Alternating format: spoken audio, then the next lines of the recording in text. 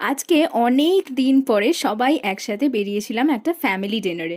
আজকের অ্যাকচুয়ালি সেলিব্রেশনের কারণটা ছিল দিদুর 75th বার্থডে। যদিও বার্থডেটা কিছুদিন আগে হয়ে গেছিলো, আমাদের সেলিব্রেশনটা ডিউ ছিল, তাই জন্য আজ সবাই মিলে চলে গেলাম একটা ফ্যামিলি ডিনারে।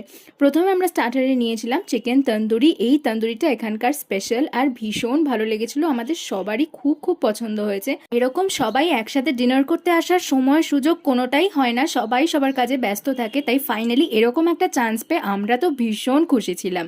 কিছুটা সময়ের জন্য সবাই সবার কাজের স্ট্রেস প্রেশার সব কিছু ভুলে বেশ একটা সুন্দর সময় কাটালাম। আর সব কাজিনসরা একসাথে হলে যেটা ম্যান্ডেটরি সেটা হলো ফটোজ আর ভিডিওস। আমরা এবার বাদ যাই কেন, বেশ সুন্দর সুন্দর কিছু ফটো আর ভিডিও নিয়ে নিলাম।